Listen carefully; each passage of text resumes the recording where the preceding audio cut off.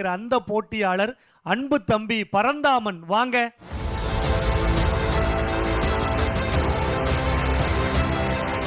வணக்கம் பரந்தாமன். வணக்கம் அண்ணா.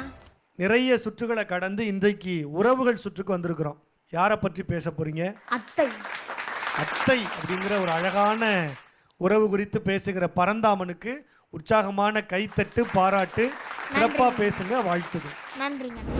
அன்பிற்கினிய அனைவருக்கும் இந்த பரந்தாமனின் சிறந்தாழ்ந்த வணக்கம். என்னை பொறுத்தவரையில் இவ்வுலகில் என் அன்னை தந்தை உறவுக்கு இணையாக, ஏன் சில நேரங்களில் அவர்களை காட்டிலும் நான் அதிகமாக மதிக்கின்ற, அன்பு செலுத்துகின்ற, ஆச்சரியப்படுகின்ற, உயிரிலும் என் உணர்விலும் உன்னத உறவாய் உயர்வாக நான் நினைக்கின்ற உறவு அத்தை என்னும் அற்புத உறவைத்தான். சீர்சனத்துக்காக மாமனை கொண்டாடும் இவ்வுலகம் யாரோ ஒருத்தியாய் கூட அத்தையை கண்டு கொள்வதே இல்லை. செழிப்பாய் வளர்ந்திருக்கும் மரத்தில் பூக்களும் காய்களும் கனிகளுமே நம் கண்களுக்கு தெரியும். அவற்றையெல்லாம் விளைவித்த வேரை பற்றிய நினைப்பே இருக்காது. மண்ணிற்குள் மறைந்திருக்கும் வேரின் உழைப்பும் தியாகமும் எப்போதுமே வெளியே தெரிவதில்லை. தன்னை யாரும் கண்டு கொள்ளவில்லையே என்ற கவலையும் அந்த வேருக்கு இருப்பதில்லை. எனக்கும் என் குடும்பத்திற்கும் என் அத்தை வேறு ஒருத்தி இல்லை, அந்த வேரை போல் ஒருத்தி. என் அப்பாவிற்கு 5 வயது மூத்த அக்காவாக பிறந்தவர் பிரேமா அத்தை, தங்காயாக பிறந்தவர் மேகலா அத்தை. என் அப்பாவிற்கு அக்காவாக மட்டுமல்ல, தாயாகவும் என் குடும்பத்தை தாங்கியவர்தான் இன்று நான் அழைத்து வந்திருக்கின்ற பிரேமா அத்தை. என் பிரேமா அத்தை போல் உங்களுக்கும் அத்தை இருந்தால் உங்கள் தோளில் நீங்களே தட்டி கொள்ளுங்கள். உங்களுக்கு சாமி வரம் கொடுக்கவில்லை, அந்த சாமியை வரமாய் வந்திருக்கிறது. உங்களுக்கு ஒன்று தெரியுமா? கோபிச்செட்டிப்பாளையத்தில் அமைந்திருக்கும் தாய் தமிழ் பள்ளிக்கு அத்தை பள்ளி என்று இன்னொரு பெயரும் உண்டு. ஏன் தெரியுமா? அங்கு மழலையர் வகுப்புகளில் படிக்கின்ற பிள்ளைகள் தங்களது பெண்ணாசிரியர் பெருமக்களை மிஸ் என்றோ, மேம் என்றோ, டீச்சர் என்று அழைப்பதில்லை, அத்தை என்றுதான் அன்போடு அழைக்கிறார்கள். காரணம் என்னவென்று பள்ளியின் நிறுவனர் குமணன் ஐயாவிடம் பத்திரிகையாளர்கள் கேட்டதற்கு அவர் இப்படி சொன்னாராம். பெரும்பாலான குழந்தைகள் முதலாக உச்சரிக்கும் வார்த்தை இத்தை. தமிழ் சமூகங்களில் அத்தையின் பங்கு அளப்பரியது. எனவே பிள்ளைகள் ஆசிரியர்களை அம்மா என்றோ அக்கா என்றோ அழைப்பதை விட அத்தை என்று அழைப்பதில் மிக நெருக்கமாக, பாதுகாப்பாக, சுதந்திரமாக உணர்கிறார்கள் என்றாராம். அப்பாவளி அத்தைகள் மட்டுமல்ல, தாய்மாமன் மனைவிகளான அத்தைகளும் போற்றுதற்குரியவர்கள். எதை எப்படி செய்ய வேண்டும் என்று நினைவூட்டி வறுமையை மறைத்து கொண்டு பெருமையாக தாய்மாமன்களை நம் தமிழ் சமூகம் கொண்டாட காரணமே அந்த அத்தைகள் தானே. என்னை போல் இங்கிருக்கும் பலருக்கும் தாயின் மடியில் படுத்துறங்கும் முன்பே தாலாட்டு பாடி ஆட்டி தூங்க வைத்தபடி அத்தை மடியாகத்தான் இருக்கும்.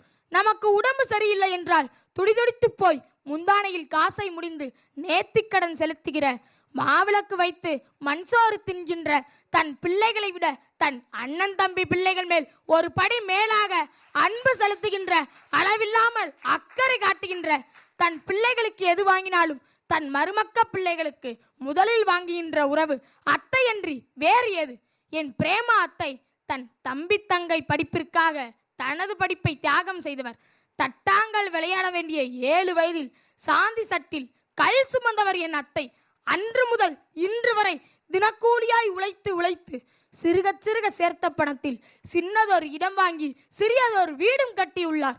தனது மகனை பொறியியல் கல்லூரியிலும் தனது மகளை கலைக்கல்லூரியிலும் படிக்க வைத்து பிள்ளைகளின் கனவை நனவாக்கியுள்ளார்.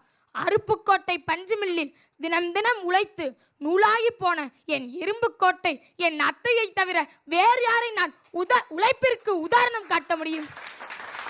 நான் வேண்டாம் வேண்டாம் என்று மறுத்தாலும் எனக்கு வேண்டியதை பார்த்து செய்கின்ற அவர் வாங்கி தருகின்ற பொருளுக்கும் விலை என்னவென்று நான் புரட்டி பார்ப்பதே இல்லை. அவர் வாங்கி தரும் பொருள் எதுவாயினும் அதற்கு விலை மதிப்பே இல்லை. ஒருமுறை விஷக்காய்ச்சலால் மதுரை மருத்துவமனையில் சேர்க்கப்பட்டிருந்த பொழுது விவரம் தெரிந்த என் அத்தை இரவு 1 மணிக்கு பதறியடித்து கதறிக்கொண்டு ஓடி வந்து அழுது புலம்பி எங்க குலசாமி அழகிமையா ஐயனாரிடம் நேர்ச்சையும் செலுத்தினார். நானும் குணமானேன்.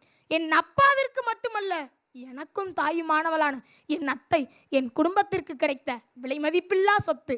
அத்தை என்னும் அற்புத உறவு என் வாழ்வில் அன்றும் இன்றும் என்றும் அந்த ஆண்டவன் தந்த வரமான வரவு.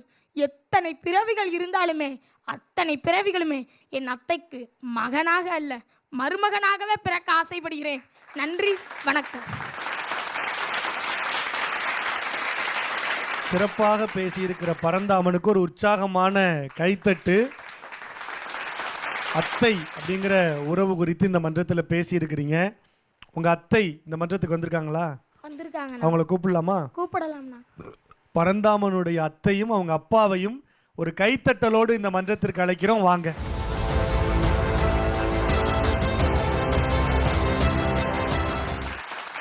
பரந்தாமனுடைய அத்தை பிரேமா அத்தை அவர்களையும் அவங்களுடைய அப்பாவையும் இந்த மன்றத்திற்கு உற்சாகமாக வரவேற்கிறோம். ஒவ்வொரு சுற்றுலையுமே சிறப்பாக பேசி நடுவர்களின் பாராட்டை பெற்றிருக்கிற ஒரு போட்டியாளர் பரந்தாமன். இந்த சுற்றுல உங்களை பற்றி பேசியது உங்களுக்கு எப்படி இருக்கு? ரொம்ப பெருமையாக இருக்குது எனக்கு. எங்கள் தாத்தா ஒரு 8 பள்ளிக்கூட வாத்தியார். அதுக்கப்புறம் எங்கள் அப்பா படிக்கலை, நாங்களும் சரியாக ஸ்கூல் போகலை கஷ்ட வறுமையினால். என் மருமை இவ்வளோ தூரம் வந்ததுக்கு இந்த சங்கரா டிவிக்கு நன்றி சொல்லி பேசிக்கிறேன். இன்னும் மேலும் மேலும் அவன் ரொம்ப பெரிய ஆளாக வரணும்.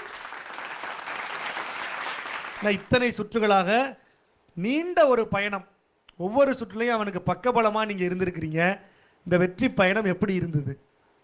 முதல்ல இந்த நிகழ்ச்சிக்கு சங்கரா டிவிக்கு நான் ரொம்ப கடமைப்பட்டிருக்கேன். அவனுக்கு பேச்சு திறமை இருக்குன்றதை கண்டுபிடிச்சதை அவருடைய தமிழாசிரியர் ஸ்டீபன் மைக்கேல் ராஜ் அவர்களும் அவருடைய பள்ளி தாளாளர் சேவியர் தான் செய்ய அவர்கள் தான். 6வதுக்கு அப்புறம் தான் அவனை சின்ன சின்ன பேச்சு போட்டிகளில் கலந்துக்கிற வச்சு இன்றைக்கி இந்த மேடையில் ஐயா மதிப்பு மரியாதைக்குரிய ஐயா மணிகண்டன் ஐயா அவர்கள் முன்னிலையிலையும் மதிப்புக்குரிய பாரதி ஐயா முன்னிலையிலையும் இன்றைக்கி வந்து அவன் எந்தளவுக்கு சிறப்பாக பேசி கொண்டு வந்துட்டுருக்கான். எங்கள் குடும்பம் மண்பாண்டம் செய்யக்கூடிய சின்ன தொழில் குடும்பம் தான். அதிலிருந்து எங்கள் ஐயா அந்த காலத்தில் எங்கள் அப்பாவுடைய அப்பா 8 பள்ளிக்கூடத்து வாத்தியார் எழுத்தாணி வச்சு கற்றுக் கொடுத்தவர். அவர் சிறு வயதில் இறந்ததுனால அதுலேருந்து எங்களுக்கு இன்னை வரைக்கும் ஒரு முதல் பட்டதாரியோடு எங்கள் குடும்பத்தில் யாருமே ஆக முடியல. அக்காவாக இருக்கட்டும் 8வது வரைக்கும் படித்தாங்க, தங்கச்சி அப்படிதான், நான் 10வது வரைக்கும் படித்தேன். குடும்பம் சாப்பாட்டுக்கு குடும்பம் ரொம்ப தடுக்கிட்டதுனால நான் வெளி உலகம் போய் அப்படியே தெரிஞ்சு அப்படி இன்றைக்கும் பெரிய லெவலில் எல்லாம் இருந்தும் ஓடிட்டுருக்கு. அதனால் இது என்னுடைய மனசில் இருக்க ஆதங்க எல்லாத்தையும் என் மயம் பறந்தாமல் பெரிய லெவலில் வரணும் இந்த மன்றத்தில் வாழ்வோம் நல்லா கேட்டுக்கிறேன். ரொம்ப அழகா அவங்க வந்து ஒட்டுமொத்த நம்பிக்கையா பரந்தாமனை தான் பார்க்கிறாங்க.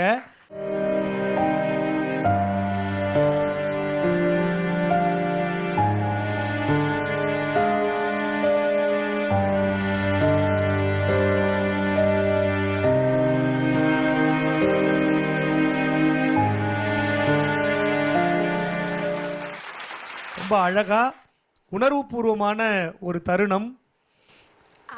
எங்க அத்தைக்கு நான் ஒரு gift கொடுக்கலாம்ன்ற. அவனுக்கு தங்கத்தை பரிசளித்த அத்தைக்கு அவன் ஒரு பரிசு கொடுக்கணும்னு ஆசைப்படுறான். கொடுத்துடலாம்.